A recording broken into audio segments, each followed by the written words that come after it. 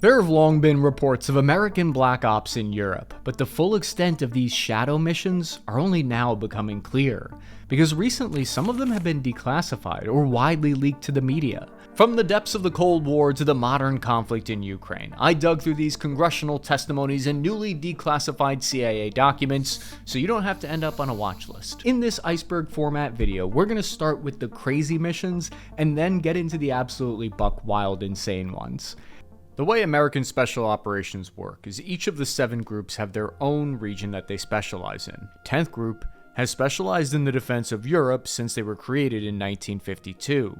Their original mission was to conduct partisan warfare deep behind enemy lines if the Soviet Union ever invaded into Western Europe. Because of this unique mission set, they're unlike any other Special Forces unit.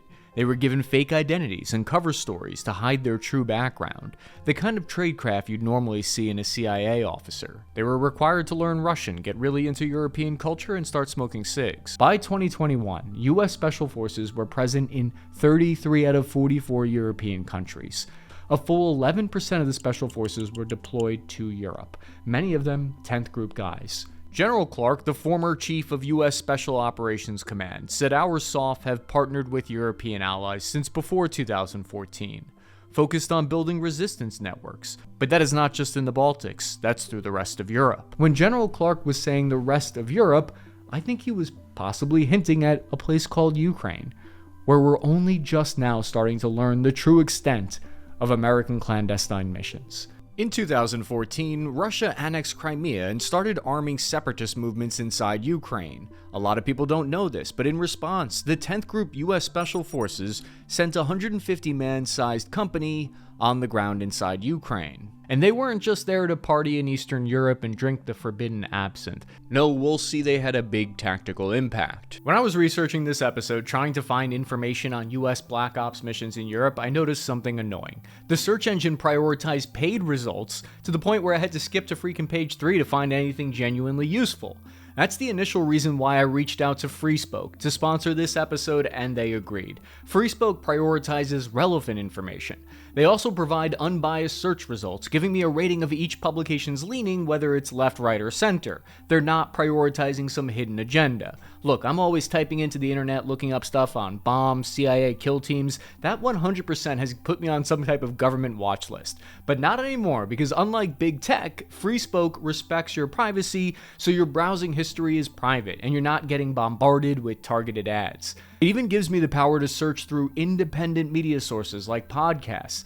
FreeSpoke is giving my viewers 25% off your annual subscription by using my promo code Cappy25, which gets you 25% off your annual subscription. The link is in the description under the video. That's Cappy25 to get 25% off. Start using a search engine that helps promote independent media, voices like my own, and will save you an enormous amount of time on research and work. In February 2022, US Special Forces 10th Group was actually on the ground in Ukraine in the capital city of Kyiv. They were training their Ukrainian counterparts in how to use sensitive items like Javelin and Stinger missiles to defend themselves. They actually helped train them on new reconnaissance and attack drone tactics. And according to SOCOM themselves, they helped train ultimately 27,000 Ukrainian soldiers. These SF guys were probably thinking to themselves, like most training events, that a Russian attack was never going to really happen and they were wasting their time. But for the first time ever, the meme "nothing ever happens" was wrong, because that's when US Colonel Lucas Van Antwerp got word from his higher-ups that there was solid intelligence Russia was going to actually invade. He was ordered to get American troops and officials out of the country fast to avoid direct contact with incoming Russian soldiers, because that could lead to World War III. Colonel von Antwerp was tasked with quickly racing to evacuate, close the American embassy in the capital. They destroyed sensitive materials and blew up communication devices. They blew up computer servers to prevent them from falling into Russian troops' hands if Kyiv were to fall. It was a full-on smash run. This is exactly the kind of politically sensitive diplomatic mission that the 10th Group was trained for. 2 months later, another Western Special Operations mission took place on Ukrainian soil, the details of which were only just recently revealed last month. In April 2022, a convoy of unmarked military vehicles drove through the tight city streets of Kyiv. The convoy picked up 2 Ukrainian men who were in plainclothes and they looked unassuming, but behind that, they were two of Ukraine's highest-ranking top military generals. Heavily armed British special forces wearing regular non-uniform clothing provided security for this convoy in Kyiv. That means that SAS commandos were only a few clicks away from where Russian positions were at the time. They drove 400 miles west to Poland across the border. Once there, these two Ukrainian generals jumped on a cargo plane and flew to U.S. Army European Command in Germany. When they arrived, they met American CIA officers. They worked closely together to plan a campaign against Russian forces. The details and extent of this cooperation were not fully known until now, because this mission was one of the most closely guarded secrets of the entire war in Ukraine. The top American general in charge of this black op was a man named General Donahue. Donahue was already a legend in the clandestine world. He fought alongside CIA hit teams in Iraq, Afghanistan, Libya, and Syria. This guy's the real-life Jack Ryan or Reacher, whichever you're more into sexually. His job was to create a team codenamed Task Force Dragon. For the next 3 years, this Task Force Dragon, their assignment was to guide Ukrainian missiles and artillery onto Russian targets. If that doesn't shock you, it should.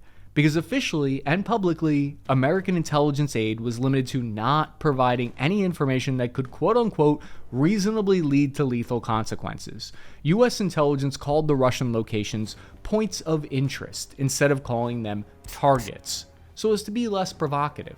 That's maybe the most classic Pentagon speak I've ever heard in my life. Sir, look at this fascinating point of interest that I found, where an entire Russian platoon is assembling in the open in that tree line over there. Would be a real shame if something happened to them, sir. The United States military's goal was to help Ukraine defend itself because they wanted to offset that major numerical advantage held by Russian troops. And there were numerous examples revealed by US officials just recently that spoke to the Times that American satellite networks identified Russian officers' location, their hideout, and then Ukraine sent a missile blowing that target up. Sorry, I meant point of interest, blowing that point of interest up. American commanders in Europe provided coordinates that were sent on a secure computer network that even displayed what priority the points of interest were. It was like a government-sanctioned hit list. General Donahue would reportedly say to his Ukrainian counterparts, "Don't worry about how we found out, just trust when you shoot, it will hit, and you'll like the results. And if you don't like the results, tell us, we'll make it better," end quote. That's the kind of white glove service I would kill for, and they were killing for. The US intelligence was even on a small unit level, where General Donahue would reportedly tell Ukrainian infantry units which houses they were empty in front of them that they were cleared to go up in advance to. It was basically the first war done remotely through Zoom. This would be the perfect place for a VPN advertisement. Don't want the Kremlin knowing you're sending targeting data to Ukraine? Use code Cappy for 10% off your military-grade VPN. But on the real, how were they getting such spicy intel? It's likely has something to do with the presence of Western special forces that were on the ground in Ukraine. This is now undisputed common knowledge because of an April 2023 leak which showed that 14 U.S. special forces were in Ukraine, which is about the size of one A-team detachment. This was part of a wider intelligence leak done by a U.S. Air National Guard soldier in a Discord channel. Look, if there's any Chinese or Russian Air National Guard troops that want to leak intelligence to me, feel free to do it on our Discord server, but that airman was later sentenced to 15 years for leaking those documents. What the documents didn't confirm was the location of where those Green Berets were in Ukraine, although officials later claimed it was at the embassy in Kyiv. However, just in March 2025, the Times revealed that for the past 3 years, the US government authorized numerous clandestine operations, including dispatching American military advisors with authorization to travel close to the front lines, which probably shouldn't surprise us because Chinese military advisors are reportedly also going near the front line too. It's a big learning experience for everyone. It's a nice old field trip. Everyone's gooning right now in this proxy war, being right on the absolute edge. We know Russian FSB has been operating deep in Western Europe on sabotage missions. It doesn't really surprise me that both sides, which are nuclear powers, are using this kind of alternative third option. that's easy for them for plausible deniability and to deny it even happened. The Russians intercepted and publicly released communications in 2024 between high-level German government and military officials. In those recordings, they were talking about British special forces on the ground in Ukraine helping to operate Storm Shadow cruise missiles. Everyone lost their shit when they heard about this. The UK Prime Minister at the time confirmed part of this story when he said that a small number of British Army personnel supporting the armed forces of Ukraine were there, but that they didn't have any plans for a large-scale deployment, end quote. He didn't go as far as to say that they were helping with missile strikes. The American intelligence leak showed that 50 British commandos were on the ground in Ukraine, enough for a Storm Shadow party. When I was in Kyiv, I heard rumors of British and French special forces operating close to the front early in the war during the invasion. My fixer, my guide, told me a story of how he saw French soldiers advising defensive positions when the Russians were closing in on Kyiv. At the time, I thought it was just rumor, hearsay, he said, she said. But these new reports verify some of these details. I think that's part of the fascinating thing about clandestine missions in Europe and on this continent. Because unlike in the Middle East, the Pacific, or Africa, US soldiers who are stationed somewhere in Europe live a relatively familiar life in a city that probably isn't that different from the city they grew up in back home, except there's a lot more 80s music playing in the cafes, but other than that, it's not that exotic. The next US Black Op, CIA officers recently disclosed a network of 12 bases that they built and funded in Ukraine. And I'm not going to bury the lead here, guys. This is absolutely as insane as it sounds, and I was blown away when I read about it. These bases were equipped by the CIA and created close to the front lines. This way, they could intercept Russian communications and monitor the spy satellites passing overhead. The story from earlier, you remember about the targeting team in Europe, the Dragon targeting team? I think a lot of their information came from this network that we're going to talk about. They would send coordinates for missile strikes and track Russian troop movements from here. These were located deep in the forest in the region of Donetsk, and their entrances were hidden underground. In them, a whole team of Ukrainian intelligence soldiers worked away, and they first were stood up in 2014 by the CIA right after Russia annexed Crimea. They were designed to prevent future actions like that from taking place, or at least to mitigate them. I know a lot of it sounds like tinfoil hat conspiracy plots, but it comes straight from the lips of the CIA officers themselves. I don't know why I said lips. It sounded like I'm thinking about kissing the CIA. I'm not. This is information that they passed on publicly to the New York Times, which tells us that they likely wanted the Russians to know this information because they don't care if I know it. These outposts near the Russian border were used as staging areas for infiltration missions inside Russia by Ukraine. You remember how the embassy was evacuated by US Special Forces? Yeah, at that same time, the CIA officers were the only Americans authorized to stay on post at these remote bases while the Russian invasion took place. According to Ivan Bakanov, former head of the SBU, he said, quote, "Without them, there would have been no way for us to resist the Russians or beat them," end quote. Starting in 2016, the CIA helped to train an elite team of Ukrainian commandos called Unit 2245. The US government gave strict orders to not kill any Russians with their training. So, of course, the Ukrainians immediately started killing Russians with their training. They blew up Arsen Pavlov. He was a soldier in the occupied Donetsk region, an officer, and they killed him with a bomb. They used a remote-controlled unmanned shoulder-fired rocket launcher to kill a Russian-backed commander in another occupied territory. We saw several assassinations inside Moscow, for instance. And when the CIA heard about this, they bugged out because they were worried it would mean retaliation from Russia. This led to the Ukrainian leader of the unit being fired, and the Russians returned with a car bomb that killed the 2245's commander, Colonel Shaplov, killed him on his way to see and meet with his CIA counterparts. If I put on my regular infantryman thinking cap, here's how I'd break down the geopolitical situation that special forces are facing in Europe. After World War II, the US pumped Europe full of cash and security guarantees to rebuild it into a wall of friendly democracies. During the Cold War, they kept their defense budgets up.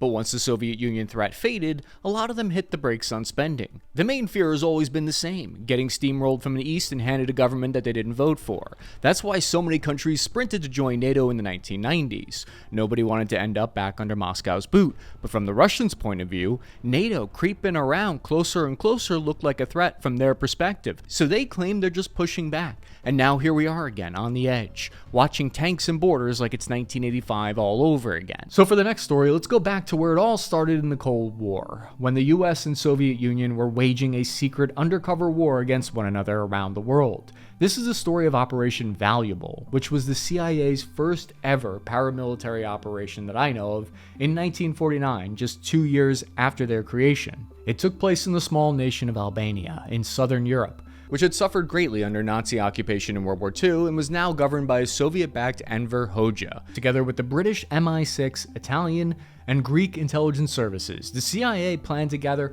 hundreds of Albanians that had been scattered across Europe during World War II, train them in guerrilla warfare techniques, and then infiltrate them into Albania to sow discord and build a popular resistance front against the dictator's rule. NATO was concerned the Soviets were secretly building a submarine base, and that Albania could be used against NATO forces in the event of a full invasion of Europe. According to the Italian naval intelligence, the Albanian dictator was unpopular and the people were looking to rebel anyways. At a minimum, the operation aimed to create so much conflict within Albania that the Soviet construction there would be halted and they wouldn't be able to send aid to other communist groups in neighboring countries. But the grand prize was to overthrow the entire regime. The top secret operation created the template for some of the tinfoil hat government toppling that we recognize today. The first recruits for the operation started training in July 1949 on the island of Malta, and the first set of 9, they landed on the Albanian coastline using a Greek fishing boat. The group split into 2 teams and moved to link up with resistance groups near the city of Vlora, but they didn't get very far before Albanian security forces discovered one of the teams. 3 were killed in the gun battle, and the 5th team member went AWOL, abandoning the mission. The second team was more successful, completing their assignment and sneaking across the Greek border to safety. Despite this setback, the planners at the CIA and MI6 kept sending teams of trained insurgents for more than 2 years, often accompanied in person by commandos from the intelligence agencies. Over 7,500 Albanian operatives and 2,500 US or British officers participated in Operation Valuable over the course of its 5-year lifespan. But most of these infiltrations failed before making it past their landing zone because government security forces intercepted the teams, or they were turned into double agents within the resistance cells that they were supposed to meet. The planners tried everything: seaborne landings, parachute insertions, CIA-piloted cargo planes, infiltration by land, yet nothing seemed to get past the tight grip of the security forces. It seemed a little bit sus. Operation Valuable agents had a tough time finding anyone within the country willing to aid an insurgency against them. No revolt came to pass, and the agents suffered heavy losses in shootouts or arrests with the security forces and the police in Albania. 300 CIA and MI6 were killed or captured over the course of this mission. As it turns out, one of the big reasons that the Albanian security forces were so suspiciously good at their job was they had help from the inside. MI6 liaison Kim Philby was a secret Soviet spy that was recruited by the KGB back in 1934. Philby is actually one of the most infamous Soviet spies of the entire Cold War. He used his position in Washington to pass along secret info from both the US and UK to the Soviets for decades, and he wasn't uncovered until 1963. As for Operation Valuable, the infiltration teams were betrayed before ever getting foot in Albania thanks to this double agent.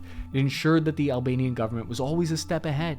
While the operation failed in bringing down the fall of the communist government in Albania, CIA officers still managed to gather some intelligence from behind the Iron Curtain, while both the CIA as an institution and individual officers gained crucial experience that would lead to much more success throughout the Cold War later. But this next story is actually terrifying to think that it was given the go-ahead by several top military officers. I first learned about this story of Operation Greenlight from one of the hosts from the podcast Team House, Jack Murphy, in his book We Defy. I got a lot of this research from that source, so I highly recommend you grab it online. Full credit to Jack. In 1983, a U.S. Special Forces team pulled up to an airfield in Pope Air Force Base, North Carolina. They were greeted by 2 men in black suits. They looked like feds who had no flags or identifying patches. They were fully redacted. It was some top secret, spooky, secret squirrel type shit. This is when things got weird though, because 3 more trucks pulled up with a whole heavily armed security team carrying a special piece of equipment. The SF team recognized the device immediately. They knew it intimately. These guys had trained on it obsessively for months, knowing its details by heart. It was the 60-pound Special Atomic Demolition Unit, or a euphemism for a backpack-sized tactical nuclear device, the SATM. When detonated, it exploded a .02 kiloton, which is a much smaller explosive than other nuclear devices, but that's like saying it's only a little terribly powerful. The Green Berets noticed there was no inert sticker on it like the ones that they had trained on. It appeared to be a live nuclear weapon. There was no time to nope out of there. They were given orders by men in black suits to load up their parachutes and prepare to drop behind enemy lines. They got in a cargo plane with the nuke and took off. Once airborne and 3 hours into their trip, they were given orders to blow up a strategic location, a piece of infrastructure in Cuba. Their target was a dam, one of the country's largest hydroelectric dams in Cuba. The aircraft pulled off a combat maneuver, flying 500 feet above the ground to avoid enemy radar. The team jumped out of the aircraft once they were near their target, point of interest. And once they got there, they were strapped to a literal nuclear device. This means that one of the soldiers was falling towards the Earth at terminal velocity at one point with a nuke, and only some strings and cloth parachuting preventing the world's worst ever burn-in. Once they safely landed on the ground, they started to move toward the coordinates of their target dam. They set the timer, which was preset for 60 minutes. That's about how long you want to cook your nuke. However, they expected to remain with the bomb for as long as possible to make sure that they weren't discovered. No thank you, I'm not going down with the ship. None of this was made easier by the fact that the bomb's fuses weren't accurate, because the creators of the bomb designed it in a rush to miniaturize the nuke, and this tech from the 1960s meant that the fuse could be off by several minutes. We're not microwaving a burrito here. We need more precision when it comes to nuclear weapons than few minutes, give or take. The backpack nuke's fuse was based on pure vibes.